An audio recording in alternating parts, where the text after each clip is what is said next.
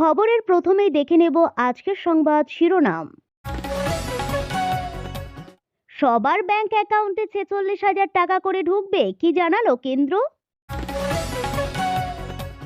পোস্টারে ঝড়, দিলীপের ফেরা ঘিরে সরগরম রাজনীতি। তৃণমূল জিতলেও মমতা নয়, নবান্নে বসবেন অভিষেক বন্দ্যোপাধ্যায়, সমাজ মাধ্যমে উঠল বিতর্কের ঝড়।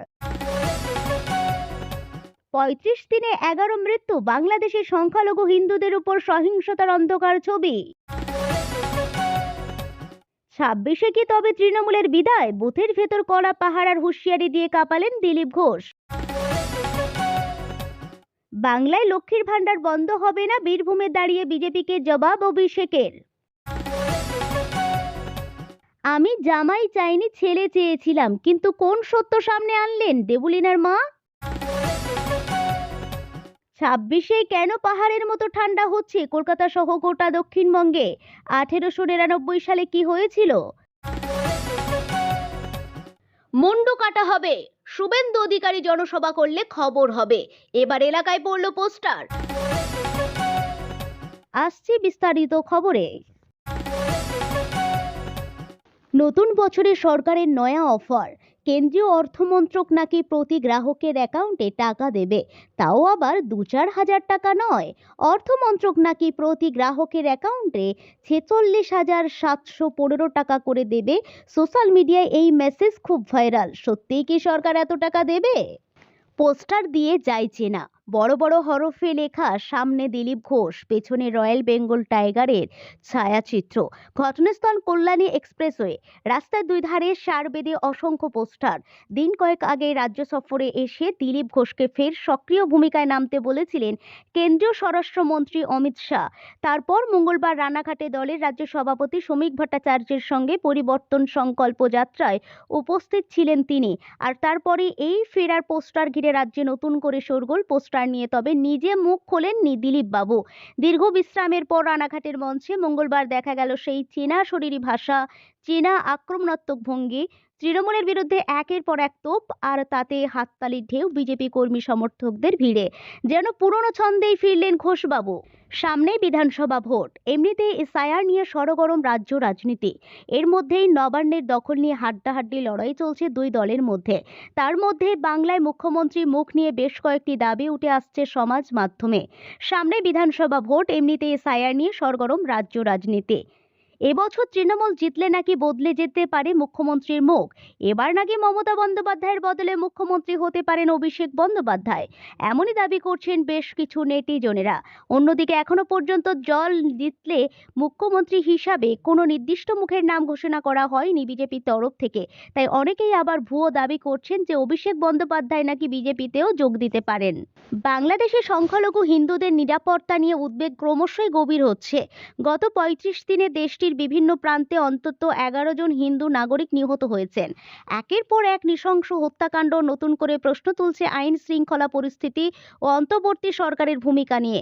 5ই জানুয়ারি যশোরে হিন্দু সম্প্রদায়ের সংবাদপত্র সম্পাদক রানাকান্তি বৈরাগীকে গুলি করে খুন করা হয়। কয়েক ঘন্টার মধ্যেই নরসিংদীতে মুদির দোকানদার মণি চক্রবর্তীর উপর হামলার পর তাঁর মৃত্যুর খবর আসে। এর আগে 18 ডিসেম্বর ময়মনসিংহে গার্মেন্টস কর্মী দীপু চন্দ্র দাসকে জনতা পিটিয়ে খুন ও দেহ পুড়িয়ে দেওয়ার ঘটনা দেশ জুড়ে আলোড়ন তোলে। মাত্র 18 দিনের ব্যবধানে এই ঘটনাগুলি মিলিয়ে হিন্দু হত্যার সংখ্যা দাঁড়ায় 6। ভারত ও বাংলাদেশের সংবাদ মাধ্যমের তথ্য বিশ্লেষণ করে দেখা যাচ্ছে 2রা ডিসেম্বর থেকে 5ই জানুয়ারির মধ্যে নরসিংদী, ফরিদপুর, রংপুর, কুমিল্লা, ময়মনসিংহ, শরীয়তপুর সহ একাধিক জেলায় এই হত্যাকাণ্ড ঘটেছে। নিহতদের মধ্যে রয়েছেন ব্যবসায়ী, শ্রমজীবী মানুষ, তরুণ, চালক, এমনকি 1971 সালের মুক্তিযুদ্ধের প্রবীণ মুক্তিযোদ্ধা যোগেশ চন্দ্র রায় ও তাঁর স্ত্রী, যাদের রংপুরের বাড়ি থেকে গলা কাটা দেহ উদ্ধার হয়। রানাঘাটের পরিবর্তন সংকল্প সভায় বিজেপি নেতা দিলীপ ঘোষ দাবি করেছেন 2026-এর বিধানসভা নির্বাচনে বুথের ভেতরেও কেন্দ্রীয় বাহিনী মোতায়েন থাকবে। তাঁর মতে এসআইআর প্রক্রিয়ায় ভোটার তালিকা থেকে ভুয়ো নাম বাদ পড়লে এবং ছাপ্পা ভোট বন্ধ হলে তৃণমূলের জয়ের পথ রুদ্ধ হবে। কেন্দ্রীয় বাহিনীর নজরদারিতে কানের পাশে বন্দুক ধরে ভোট দেওয়ার দিন শেষ হতে চলেছে বলে তিনি হুঁশিয়ারি দেন। বাংলার মহিলাদের গোবলয়ে পুরুষ শাসিত মধ্যযুগীয় সমাজের মতো বাঁচতে চেয়েছিলেন বিজেপি রাজ্য কমিটির সদস্য কালীপদ সেনগুপ্ত। ঘরে বন্দি রাখার যে তালিবানি ফতোয়ার জবাব আগেই দিয়েছিলেন তৃণমূল সর্বভারতীয় সাধারণ সম্পাদক অভিষেক বন্দ্যোপাধ্যায়। তবে এবার বীরভূমের জনসভায় দাঁড়িয়ে তাঁর সাফ কথা, দিদি থাকলে লক্ষ্মীর ভাণ্ডার কেউ বন্ধ করতে পারবে না। অভিষেক বলেন, বিজেপি নেতা কালীপদ সেনগুপ্ত লক্ষ্মীর ভাণ্ডার নেওয়া মা বোনেদের ঘরে বন্ধ করে রাখার হুমকি দিচ্ছে, কিন্তু দিদি থাকলে আপনার লক্ষ্মীর ভাণ্ডার কেউ বন্ধ করতে পারবে না। আগামী ভোটের যে কটা বিজেপির ছাইপাশ পড়ে আছে ঝেঁটিয়ে বিদায় করতে হবে। সূত্র বলছে, গায়িকা দেবলীনা নন্দী এই মুহূর্তে অনেকটাই সুস্থ রয়েছেন। তবে শারীরিক দিক থেকে সুস্থ হলেও দেবলীনা মানসিক দিক থেকে মারাত্মক ভেঙে পড়েছেন।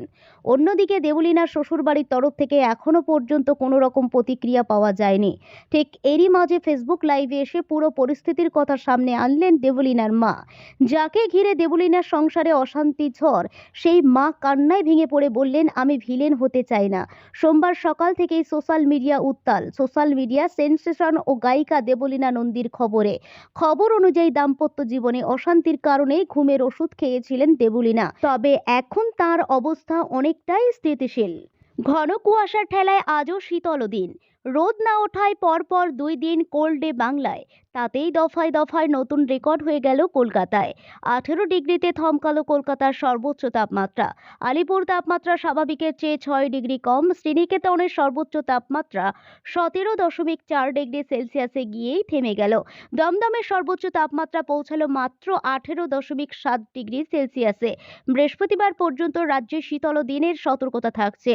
ইতিমধ্যেই বর্ধমান ও বীরভূমের শৈত্যপ্রবাহের কমলা সতর্কতাও জারি হয়েছে। মুন্ডু কাটা হবে, শুভেন্দু অধিকারী জনসভা করলে খবর হবে। এবার এলাকায় পড়ল পোস্টার, আর তাই ঘিরে জল্পনা উত্তর 24 পরগনার হিঙ্গলগঞ্জের দুলদুলি এলাকায়। কিন্তু পোস্টার কারা ফেললো? শুরু হয়েছে রাজনৈতিক তরজা। মঙ্গলবার সকালে হিঙ্গলগঞ্জের দুলদুলি এলাকা জুড়ে বেশ কয়েকটি জায়গায় পোস্টার লক্ষ্য করা যায়। তাতে লেখা, বিজেপি নেতা তরুণ মণ্ডলের শিরচ্ছেদ করা হবে, বিজেপি নেতারা সাবধান। এছাড়া পোস্টারে লেখা রয়েছে, শুভেন্দু অধিকারী ও রাজ্য নেতার জনসভা হলে খবর রয়েছে। এই পোস্টার ঘিরে চাঞ্চল্য, আর এই পোস্টার চোখে পড়তে রীতিমতো জল্পনা শুরু হয়েছে হিঙ্গলগঞ্জ জুড়ে। যদিও যার বিরুদ্ধে এই পোস্টার, সেই তরুণ মণ্ডল বলেন, আমি এই পোস্টার নিয়ে কোনো বিচলিত নই। হিঙ্গলগঞ্জের তৃণমূলের পায়ের তলা থেকে মাটি সরে গেছে, তাই এই নোংরা রাজনীতি করছে। তার বক্তব্য, তবুও ওরা 2026 সালে হিঙ্গলগঞ্জে জিততে পারবে না। ওদের হার নিশ্চিত জেনে ওরা এই সব করছে। অন্যদিকে এলাকার দায়িত্বে থাকা তৃণমূল নেতা তুষার মণ্ডল বলেন, যেসব এলাকায় পোস্টার পড়েছে ওই সব এলাকায় বিজেপি 2-1টা ভোট পায়। ওখানে কোনো বিজেপি সংগঠন নেই। কে বা কারা এই পোস্টার মেরেছে জানি না, তবে এই পোস্টার নিয়ে তৃণমূলকে কালিমা লিপ্ত করার চেষ্টা করা হচ্ছে। মুন্ডু কাটা হবে, শুভেন্দু অধিকারী জনসভা করলে খবর হবে। এবার এলাকায় পড়ল পোস্টার, আর তাই ঘিরে জল্পনা উত্তর 24 পরগনার হিঙ্গলগঞ্জের দুলদুলি এলাকায়। কিন্তু পোস্টার কারা ফেললো? শুরু হয়েছে রাজনৈতিক তরজা। মঙ্গলবার সকালে হিঙ্গলগঞ্জের দুলদুলি এলাকা জুড়ে বেশ কয়েকটি জায়গায় পোস্টার লক্ষ্য করা যায়। তাতে লেখা, বিজেপি নেতা তরুণ মণ্ডলের শিরচ্ছেদ করা হবে, বিজেপি নেতারা সাবধান। এছাড়া পোস্টার লেখা রয়েছে, শুভেন্দু অধিকারী ও রাজ্য নেতার জনসভা হলে খবর রয়েছে। এই পোস্টার ঘিরে চাঞ্চল্য, আর এই পোস্টার চোখে পড়তেই রীতিমতো জল্পনা শুরু হয়েছে হিঙ্গলগঞ্জ জুড়ে। যদিও যার বিরুদ্ধে এই পোস্টার, সেই তরুণ মণ্ডল বলেন, আমি এই পোস্টার নিয়ে কোনো বিচলিত নই। হিঙ্গলগঞ্জের তৃণমূলের পায়ের তলা থেকে মাটি সরে গেছে, তাই এই নোংরা রাজনীতি করছে। তার বক্তব্য, তবুও ওরা 2026 সালে হিঙ্গলগঞ্জে জিততে পারবে না। ওদের হার নিশ্চিত জেনে ওরা এইসব করছে। অন্যদিকে এলাকার দায়িত্বে থাকা তৃণমূল নেতা তুষার মণ্ডল বলেন, যেসব এলাকায় পোস্টার পড়েছে ওই সব এলাকায় বিজেপি 2-1টা ভোট পায়। ওখানে কোনো বিজেপি সংগঠন নেই। কে বা কারা এই পোস্টার মেরেছে জানি না, তবে এই পোস্টার নিয়ে তৃণমূলকে কালিমা লিপ্ত করার চেষ্টা করা হচ্ছে। বিজেপি নেতা তরুণ মণ্ডলের শিরচ্ছেদ করা হবে, বিজেপি নেতারা সাবধান। এছাড়া পোস্টারে লেখা রয়েছে, শুভেন্দু অধিকারী ও রাজ্য নেতার জনসভা হলে খবর আছে। এই পোস্টার ঘিরে চাঞ্চল্য। আর এই পোস্টার চোখে পড়তে রীতিমতো জল্পনা শুরু হয়েছে হিঙ্গলগঞ্জ জুড়ে। যদিও তার বিরুদ্ধে এই পোস্টার সেই তরুণ মণ্ডল বলেন, আমি এই পোস্টার নিয়ে কোনো বিচলিত নই। হিঙ্গলগঞ্জে তৃণমূলের পায়ের তলা থেকে মাটি সরে গেছে, তাই এই নোংরা রাজনীতি করছে। তার